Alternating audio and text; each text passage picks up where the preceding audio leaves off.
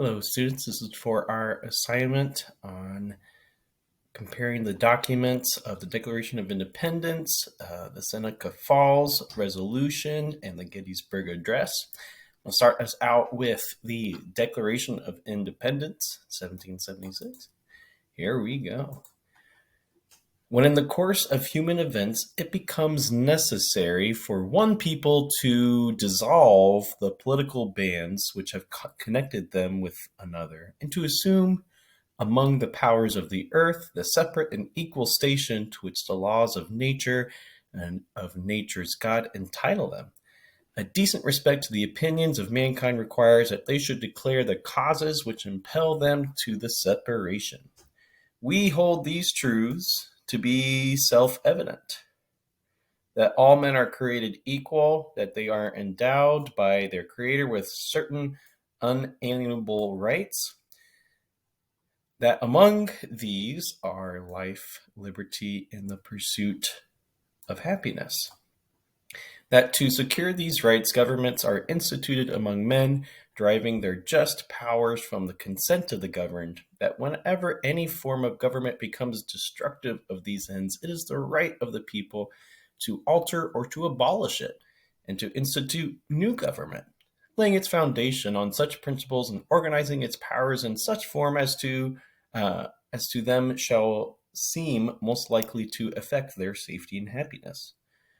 Prudence indeed will dictate that governments long established should not be changed for light and transient causes, and accordingly, all experience hath shown that mankind are more disposed to suffer while evils are sufferable than to right themselves by abolishing the forms to which they are accustomed.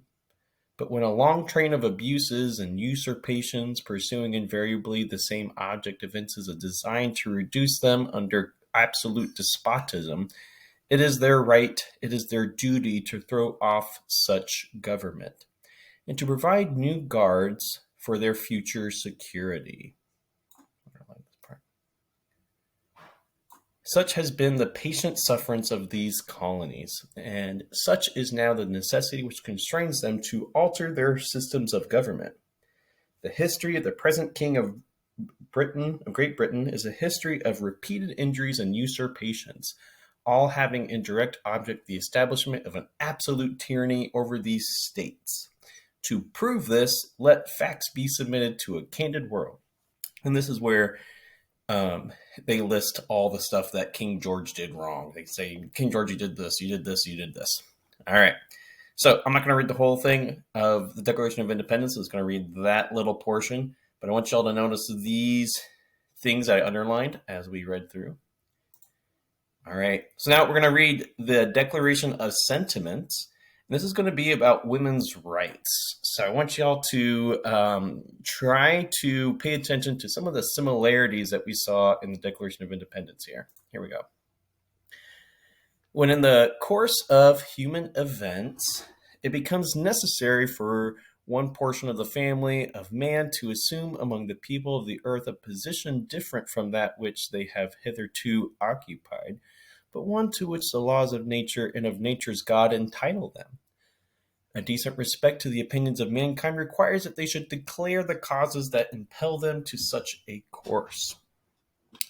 We hold these truths to be self-evident, that all men and women are created equal, that they are endowed by their Creator with certain inalienable rights, that among these are life, liberty, and the pursuit of happiness. That to secure these rights,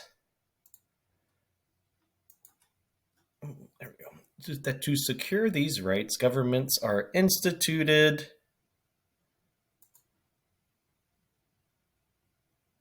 deriving their just powers from the consent of the governed. Whenever any form of government becomes destructive of these ends, it is the right of those who suffer from it to refuse allegiance to it and to insist upon the institution of a new government, laying its foundations on such principles and organizing its powers in such form as to them shall seem most likely to affect their safety and happiness.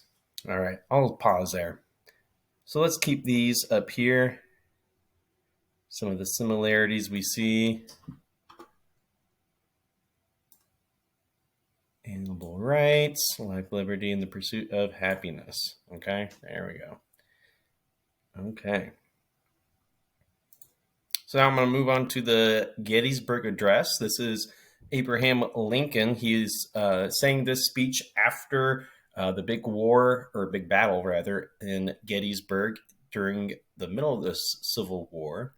And so this is what he says. Now, I'll start here. 7 years ago, fathers brought forth on this continent a nation conceived in liberty, dedicated to the proposition that all men are created equal.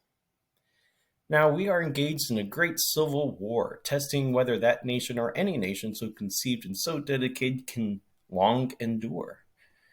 We are met on a great battlefield of that war. We have come to dedicate a portion of that field as a final resting place for those who here gave their lives that that nation might live. It is altogether fitting and proper that we should do this. But in a larger sense, we cannot dedicate, we cannot consecrate, we cannot hallow this ground. The brave men living and dead who struggled here have consecrated it, far above our poor power to add or detract. The world will little note nor long remember what we say here, but it can never forget what they did here. It is for us, the living rather, to be dedicated here to the unfinished work which they have fought here, have thus far so nobly advanced. It is rather for us here to be dedicated to the I messed up to be dedicated to the unfinished work which they have, I did it right. It's rather for us to be dedicated to the great task remaining before us, that from these honored dead we take increased devotion to that cause for which they gave the last full measure of devotion, that we here highly resolve that these dead shall not have died in vain, that this nation under God shall have a new birth of freedom, and that the government of the people, by the people, for the people, shall not perish. All right, so I'm going to pull back up these.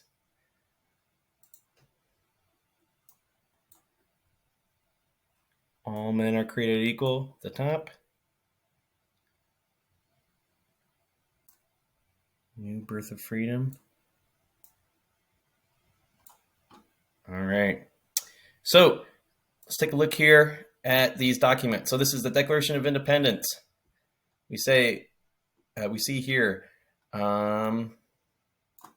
we hold these truths to be self-evident. All men are created equal, unalienable rights, life, liberty, and the pursuit of happiness. It is their right. It is their duty.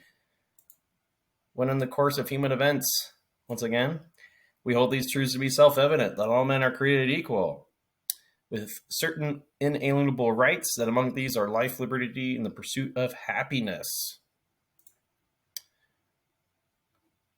and dedicated to the proposition that all men are created equal. Under God shall have and this country shall have a new birth of freedom, and that the government of the people, by the people, for the people, shall not perish from the earth. All right, folks. So those are our three documents that we are comparing. The March on Washington speech. So